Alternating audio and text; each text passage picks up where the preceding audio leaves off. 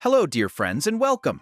This is actually my very first video, and I'm so excited to share it with you. If you enjoy the content, please hit that like button. It really helps the channel grow and get noticed. Also, make sure to subscribe so you can stay updated on all our future videos. And of course, I'd love to hear from you. If you have any thoughts or just want to chat, let's talk in the comments below. Now, let's dive into the most extraordinary place humans have ever inhabited. This is the most extraordinary place humans have ever inhabited. 250 miles, 400 kilometers above the Earth. This is the International Space Station, ISS, a massive laboratory orbiting our planet. It weighs 450 tons, is roughly the size of an American football field, and cost over $150 billion to build. Constructed by 16 different nations, it is the most expensive and complex structure ever created by mankind. It draws all its power from massive solar arrays. Astronauts often describe the smell inside as a metallic mix of plastic and burnt meat. Their mission? To conduct scientific experiments in zero gravity, sometimes using their own bodies as the test subjects.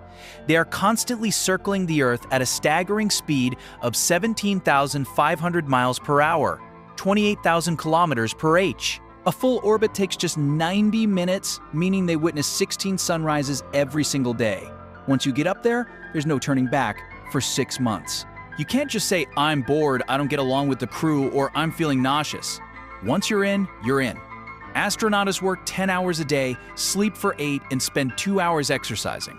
To even qualify, you need a degree in a STEM field like math, physics, biology, or engineering, plus at least 1,000 hours of pilot and command time in a jet aircraft. If your mental and physical health can withstand long-term space missions, congratulations. You've earned the right to start 3 years of intense professional training. If you pass that, you might just become an astronaut. Sleeping is another challenge. There's no such thing as lying down because there's no down. You can sleep on the ceiling if you want. Actually, in space, everywhere is the ceiling. But you better strap your sleeping bag to the wall, or you'll wake up floating in a completely different part of the station. Also, the ventilation systems have to stay running.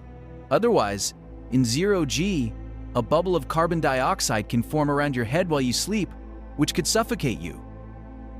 One of the hardest things to adjust to is the lack of gravity. When astronauts first arrive, their inner ear system gets confused, making it impossible to tell up from down. But even after they get used to it, the lack of gravity wreaks havoc on the human body. Without weight to support, bones lose calcium, muscles atrophy, and the circulatory system weakens. Astronauts actually grow about 1.5 to 2 inches taller in space. To fight this, they have to exercise for 2 hours every day.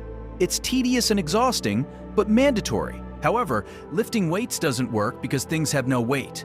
Running on a treadmill doesn't work because you just float away. To solve this, they use bungee cords to strap themselves down to treadmills and use specialized hydraulic resistance machines to keep their muscles from wasting away.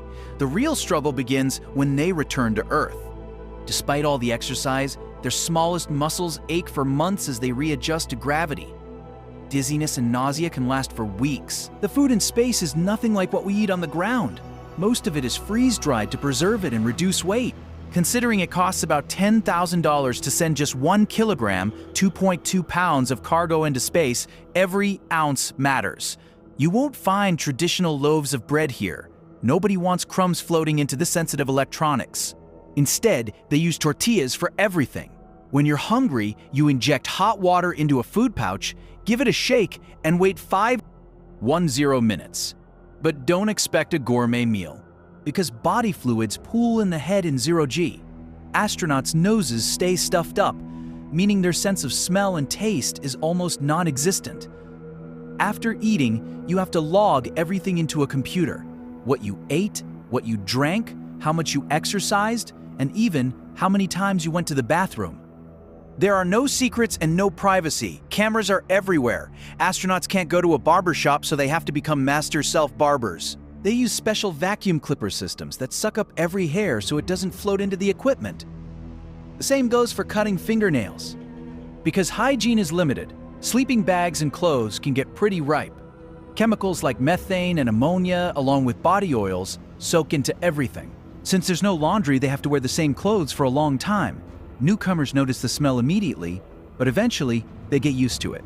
Saturday mornings are cleaning days. They have to vacuum every corner and wipe everything down with disinfectant wipes. Another tedious but vital chore. If something breaks on the outside of the station, astronauts have to perform a spacewalk, EVA. This is one of the most dangerous jobs imaginable. Millions of pieces of space junk are orbiting the Earth at speeds 20 times faster than a bullet. Even a tiny bolt or a paint chip hitting an astronaut could be fatal. While NASA tracks the larger pieces, the small ones are impossible to monitor. The spacewalk is done in a 1-3-layer suit that weighs about 280 pounds, 127 kilograms. It takes 45 minutes just to get into it, and each suit is valued at roughly $12 million. It protects them from the vacuum of space, radiation, and micrometeoroids while providing oxygen. But it's not comfortable. A simple repair that would take 5 minutes on Earth takes hours in space because the suit is so stiff.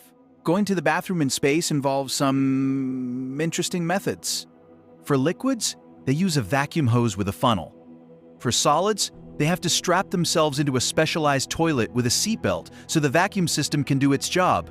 Liquids are recycled into drinking water, and solids are stored in a tank to be sent back toward Earth where they burn up in the atmosphere. What if you're on a 1-0-hour spacewalk?